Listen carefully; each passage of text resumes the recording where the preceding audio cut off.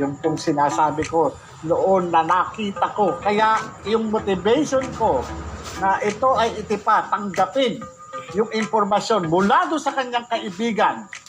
Alam niyo yun. Alam niyo yan, Lisa. First Lady. Alam niyo yan kung sino yung confidential informant. Alam niyo yan. Sasabihin niyo pa, sinungaling ako. Sinungaling ako? Sumisingot ka ng pulburon? Sumisingot ka ng white powdery substance? Sasabihin niyo, sinungaling ako? Mag-resign ka na. Kayong mga nasa uniform service, eto na. Susundin niyo pa ba yan? Susundin niyo pa ba yan? Yang mga yan? Anong ginawa ninyo? Kayong mga nasa PIDEA, pinagtatakpan nyo. Kayong mga kasamahan ko dyan, pinagtatakpan nyo yan? Yang adik na yan? Ano pa silbi nyo ngayon? Ngayon may pagkakataon pa. Habang may pagkakataon pa, iwan nyo na yan. Iwan nyo na yan. Iwan nyo na. Iwan nyo na yung bangag na yan. Ang kapal ng mukha, magsasalita pa sa SONA. Ano sasabihin mo kung paano ka suminghot ng pulburon? Paano ka suminghot ng pulburon? Yung sasabihin mo, ang lasa ng pulburon. Lasang Goldilocks. Ganun ba? Lasang ano? Tignan mo mga kaya talagang sabi, yung sinasabi nyo na sinungaling ako, sinungaling si Maharlika. Ano ngayon? Ano ngayon? Ang masasabi nyo ngayon, mga kapatid, dito sa ako'y nananawagan sa inyo. Ikaw, Gibo Teodoro, asan ba yung talino mo? Biruin mo para pasailalim mo sa PSG. Yung BPSG ni Sara Duterte. Kaya nga pinaghiwalay yan para magkaroon ng independence. Yung dalawang unit na nagbibigay ng proteksyon sa Pangulo at sa pangalawang Pangulo. Ang ginawa mo, pinagsama mo. Bakit? Para Para ma-monitor ninyo itong si Vice President Sara Duterte. Hindi yung para mo ma-monitor kung ano activities, para ma-monitor nyo, para pahinain. Pahinain yung kanyang operational tactics at saka yung kanyang operational security. Ano na mga kapatid? Ano na po mga kapatid, magbigay kayo na po sa inyo, kayo na po ang mag-suggest. Kayo na po. Ano ang dapat natin gawin? Kayo na po. Paki-comment nyo lang po. Ano po ang dapat natin gawin? Maraming salamat po sa live viewers, sa 1,019 na live viewers ngayong umaga. Ano po ang dapat natin gawin? Ginawa na ni Maharlika yung party niya. Ngayon, ito yung hinihiling sa inyo ni Maharlika. Ilalabas ko ang video, sabi nga ni Maharlika. Pero ano ang gagawin ninyo? Anong kapalit? Gawin naman natin yung party natin. Gawin na natin yung party natin. Ngayon na. Senator Bato, sabi nga nitong PIDEA, anong gagawin? PIDEA, anong gagawin? Anong gagawin natin?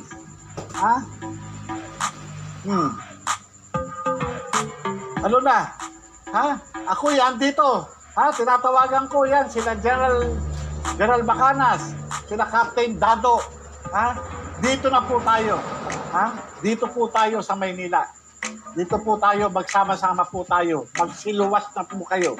Maraming salamat po sa live viewers sa 1,284. Ito yung hinihiling ni Maharlika. Sana man lang maging totoo tayo. Hiniling natin sa kanya, ilabas niya yung video. Hiniling natin sa kanya, pero ang hiling lang ni Maharlika, anong hinihiling ni Maharlika? Protektahan ang taong bayan. Ayan na po. Tinatawagan ko po lahat kayo dyan sa Camp Crame, dyan sa Camp Aguinaldo, dyan po sa Port Bonifacio. Lumabas na po kayo, iwan nyo na po yan. Kayong nandyan sa Batasang Pambansa, nandyan sa Senado, iwan nyo na po yung bangag na yan. Bangag po yan. Ako na po nagsasabi sa inyo. Ilang taon na po ako nanghuhuli ng drug pusher. Ilang taon na po ako nanghuhuli ng drug addict. Pagka ho ganyan yung mga tao wala ho sa hustong pag-iisip yung mga yan. Walang maibubungang, walang maibibigay na, yan, pagbabalasakit sa taong bayan yan. Yan, kulang na lang sabihin natin, may sakit na sa pag-iisip yan. Mga kulang na lang na sabihin natin. Tignan nyo kung ano-ano pinaggagawa. Saan ka pa naman nakakita ng gurgur ng TV station? Anong basihan? Basihan doon sa pagtulong-tulong doon sa Kongreso? Yung mga gawa-gawa nila? Oh. Maraming salamat doon sa mga live viewers, sa 1,529 live viewers. Maraming salamat po. Ito nyo, pati yung aking mga anak na tumatahol. Mga nag-aaklas na rito. Pinaalis na ako. Punta ka na raw doon sa EDSA. Itong mga batang ito, oo. Pinalalabas na ako ng bahay nitong mga batang ito. Teka muna mga anak, at ako'y nananawagan pa dito sa ating mga kapatid. Dito sa ating mga kababayan. Ayan po, ayan. Maraming salamat kay Binibining Maharlika sa iyong pagmamahal sa bayan, sa iyong paglalakas ng loob. Maraming salamat din po doon sa nagkaloob ng video na ito. Ayan. Talagang, kaya nga po nung makita ko yung mga litrato, yun po yung naging motivation ko para tanggapin itong kaso na ito. Para tanggapin. Anong sinasabi? Ngayon, Ginoong Chis Escudero na sinasabi mo walang ano. Ako hindi ba ako'y ebidensyang buhay? Ako yung saksing buhay. Ako yung kumuha ng salaysay ng kaibigan nitong si Bongbong Marcos. Kaibigan. Ng tatay ng inaanak niya. Yan. Yang nagbigay ng trabaho sa PIDEA na yan. Ngayon, sasabihin nyo ngayon, sinungaling ako? Hindi ka nagpupulburon? Ano ngayon? Ano ngayon? Napaisip talaga ako nung makita kong sumisingot ng white powdery substance itong si Bongbong Marcos. Kaya, tinapa ko kagad yung information na ibinibigay nitong confidential informant na kaibigan mismo ni Bongbong Marcos. Kita nyo yan? Kita nyo yung ano niyan? Hindi ba? Mga kapatid, dito sa pagkilos na ito, magsama-sama po tayo. Hindi ka lugi dito sapagkat ang ipinaglalaban natin ay yung mismong karapatan natin. Karapatan po natin na magkaroon tayo ng isang maayos na Pangulo. Hindi po ganitong Pangulo na nasa impluwensya ng ipinagbabawal na gamot. Hanggang ngayon po yan, gumagamit yan. Hindi nga siya makapagpa-drug test. Hindi nga siya makatanggap dun sa hamon ng sambayan ng Pilipino na ipatunayan, ipakita na hindi na siya gumagamit na ipinagbabawal na gamot. Pagkos, binabaliwala po tayo. Patuloy yung kanilang pagmamalabis sa tungkulin. Patuloy po yung kanilang ginagawang pag-abuso. Sinasalaula po nila tayo. Ito po yung ganti nila. Ganti nila sa sambayan ng Pilipino. Dahil sila ay pinaalis sa pwesto. Ito po, wala pong magmamalasakit ito mga ito. Gutom na gutom sila sa kapangyarihan. Gutom na gutom sila sa pera. Kaya wala silang ginagawa kundi magnakaw, at magnakaw. Wala silang ginagawa kundi itakbo ang ating pera, ang ating kabambayan. Mag-isip na po tayo. Lahat po tayo lumabas na. Lumabas po tayo. Ako'y nananawagan sa mga nandyan. Yung nandito pa sa Maynila. Sa mga miyembro ng MAISO. Sa mga miyembro ng TAPS. Nakikiusap po ako sa inyo. Sa mga uniform services na nagbabantay dyan sa batasan. Mga nagbabantay dyan sa kampo. Na napanood nyo na itong video. Panoorin nyo po paulit-ulit. Ito po, ipe-play ko po uli. Ipi-play po natin para at least makita nyo. Aba, napaisip talaga ako nung makita ko sumisingot ng white powdery substance itong si Bongbong Marcos. Kaya tinipa ko kagad yung information na ibinibigay nitong confidential informant na kaibigan mismo ni Bongbong Marcos. Yan po, yan yung naging motivation ko nung dumating yung confidential informant. Dito pa lang makikita nyo na ano ang mararamdaman ninyo kung ikaw ang nandoon sa kalagayan ko bilang isang operatiba, bilang isang investigador. Tatanggapin mo ba yung kaso o hindi? Natural, tatanggapin mo kahit na sino pa yan. Dahil tayo ay naging alagad ng batas, hindi kung kanino lang. Tayo ay naging alagad ng batas dahil tayo ay na-appoint sa bisa ng batas. Yun po yun. Kung ito nagkataon na pinayagan kami noon na i-operate ka, matagal nang naghimas ng rehas yan. Kung pinayagan lang po, kung ako'y napakataas lang ng aking ranggo noon at kung ako lang ang masusunod, matagal nang naghihimas ng rehas yan. Kaya wag na po natin sayangin ang pagkakataon. Yung kahilingan natin kay Maharlika na ipalabas, ilabas niya itong video na ito. At ang bilang sukli, yung ating pagkakaisa. Yung ating sama-samang panawagan na ito ay bumaba na. Mahiya ka naman, Bongbong Marcos. Mahiya ka naman sa taong bayan. Ikaw, Lisa Marcos, abogada ka pa naman. Mahiya naman kayo. Ha? Huwag nyo nang ipilit. Huwag nyo nang ipilit. Ha? Dahil ang taong bayan, eto na. Ha? Eto na. Ang taong bayan, napanood na. Mulat na mulat ang taong bayan. Ano pa ang inaantay ninyo? Ha? Magbalot-balot na kayo. Kayong pamilya. Ikaw tambalos-los. Ang pag-aabuso mo sa katungkulan, kasama mo yung pamangkin mo. Mag-isip-isip na kayo. Ito na yung hindi na uubra ito na ginagawa ninyo. Sabihin nyo, wala naman, hindi nila kaya. Ito. Sabihin nyo pa, sinungaling. Anong ginawa nyo, Pidea? Pati si Pangulong Duterte, di ba nilaglag ninyo? Sinasabi ninyo walang ganyang mga informasyon na nakalat o naka-store doon sa NDIS? Walang ganyan na naka-store doon sa PIDEA? Ako na nga mismo nang galing kung saan nandoon ang NDIS.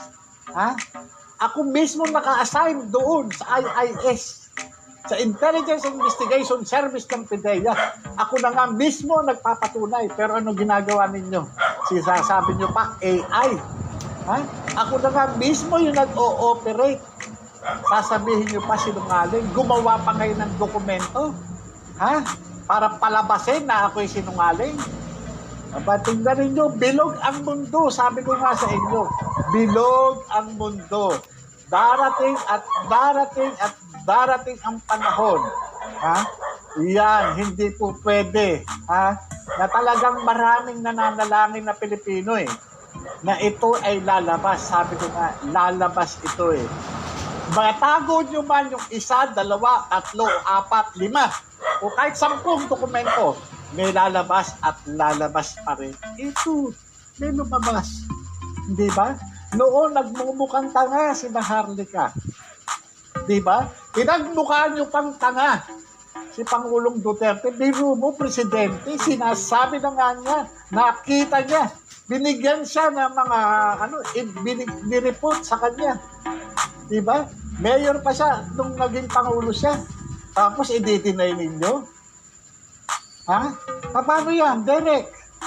Director Derek Carion, tayo'y magkakasama. Paano yan? Alam ko, alam mo. Paano? Paano na? Meron pa kayong oras. Mamili na kayo sa tama.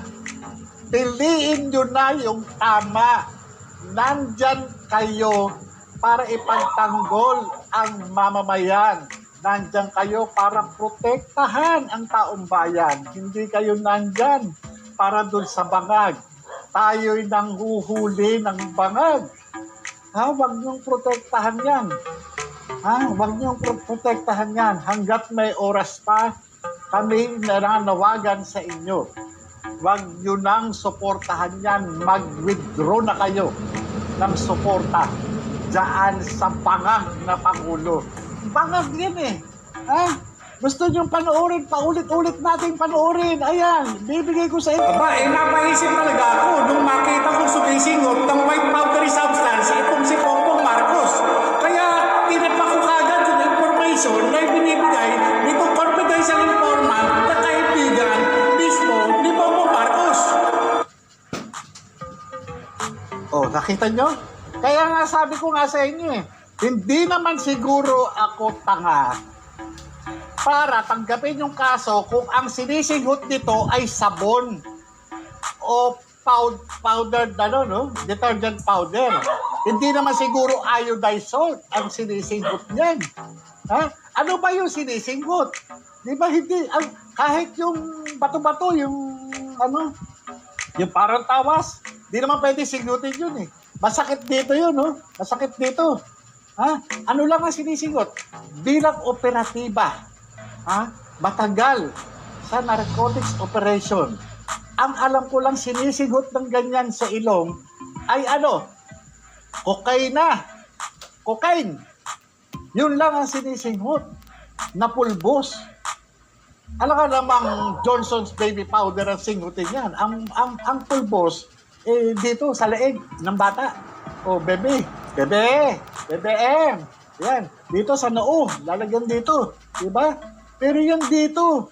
Kaya nga nung makita ko yung mga litrato, na ipinakita ng kaibigan nito, yun yung aking motivation na tanggapin yung kaso. Sasabihin ko ng mga, kaya nga sa'yo sinasabi ko, kaya nga, ewan ko sa inyo. Mag-isip-isip kayo, may panahon pa. Ako hindi naman nagtatanim ng sa inyo. Kasi naiintindihan ko kayo, mga kasama ko. Mahal ko kayo. Naiintindihan ko yung kalagayan ninyo. Sapagkat trabaho Dahil ano ba ang mapapala nyo sa akin? Wala. Nandiyan kayo. Pero sa panahon naman ng ngayon na to, mamili na kayo. Nakita nyo na eto na, morally convinced na kayo. Di ba tayo nga Di ba nagtsatsaga pa, makakita lang tayo na indicator. Ito, nandudumilat. Kahit alam nyo. Pero eto, iano ko uli sa'yo, ibibigay ko pa rin uli sa'yo. Napaisip talaga ako nung makita kong sumisingot ng white powdery substance itong si Bongbong Marcos. Kaya tinipa ko kagad yung information na binibigay nitong confidential informant na kaibigan mismo ni Bongbong Marcos. Kita nyo? Ayan. Ako kayo, mga kasama ko. Wala akong personal na sa inyo. Alam ko naman hindi kayo galit sa akin. Alam ko naman naiintindihan ninyo yung sitwasyon ko. Pero ito ngayon, tignan ninyo, isipin nyo yung mga anak ninyo. Yung pamilya ninyo, isipin ninyo. Na pagka yan na biktima ng adik, tignan nyo, ni kampanya nga sa illegal drugs talagang hindi nila mapanindigan. Ikaw, Secretary Abalos, magkaibigan tayo. Bakit hindi ka kumilos? Nagtayo ka pa ng bida. Ito, bidang-bida, Bidang-bida, yung Pangulo mo, bidang-bida. Ano ngayon yung tinatag mo? Ano yung tinatag mong bida? Buhay ay ingatan, droga ay ayawan. Ito? Secretary Abalos, magkaibigan tayo, magkasama pa nga tayo di ba? Magkasama nga pa nga tayo sa Walk Against Drugs. Di ba? Ito, litrato natin. Yan Di ba? Isin ko para maging malinaw tayo na alisin ko yung natin. Yan Di ba? O yan tayo, Abalos. O, magkatabi pa tayo. O, magkatabi pa tayo. Ako yung kalbo, ikaw yung nakasalamin, di ba? O, masaya pa tayo dyan eh. O, kailan pa yan? October 19, 2014. Ha? Walk Against Drugs. Kasama natin yung mga estudyante sa Metro Manila. Mga teachers, mga division superintendent, di ba? Kasama natin. Hindi pa Pangulo si Pangulong Duterte niyan. Oh, di ba? Magkasama tayo. Oh, nagtayo ka ng bida. Di ba? Nagtayo ka. Ngayon yung bida, ano na yung bida mo? Hindi mo maibida. Bakit? Kasi bangag yung Pangulo mo. Oh, ikaw kilala kita, mabait, napakabait mong tao, napakaayos mo. Ano ka nga eh? Hindi ka salita eh, puro gawa eh. Ha? Puro gawa, hindi salita. Pero tignan mo, sasamahan mo pa ba yung Pangulo na ganito? Napakaayos mong tao, napakagaling mong mayor, napakagaling mong politiko. Pero tignan mo, masisira ka dyan. Iyan, ako na mismo nagsasabi sa inyo bilang kaibigan, ako na mismo nagsasabi sa inyo, mali itong nasamahan ninyo. Mali. Tignan nyo, gumagamit yan ng pulburon. Kaya ako nananawagan sa taong bayan. Sa lahat ng OFW na nandito ngayon sa channel na ito, tawagan nyo na po yung inyong mga mahal sa buhay, mga kamag-anakan, mga kaibigan, mga kapitbahay, mga kabarangay. Lumabas na po kayo. Suportahan nyo po ang Maisog. Suportahan nyo ang TAP. Suportahan nyo po si Maharlika. Suportahan nyo po si Banatbay. Suportahan nyo Banateros. Lahat sino mang vlogger dyan. Sila Pebbles Talakera, ang third floor. Samahan nyo po sila. Yung mga nandyan na Brothers Traveler, samahan nyo, magsilabas na po tayong lahat dahil iisa lang po ang ating ipinaglalaban. Nananawagan din ako kila Atty. Vic Rodriguez, kila Dr. Loren Badoy, dyan, kila Ka Eric, dyan sa mga taga-SMNI na yan, iisa po ang ating common denominator. Ito pong bangag na ito. Kailangan manawagan po tayo para ito ay umalis na sa Malacanang. Hindi po natin pinababagsak ang gobyerno. Ang pinaalis natin ay yung bangag na namumuno. Yun po, hindi po siya karapat-dapat dyan. Wala po siyang kakayahang mamuno, kundi mang-abuso.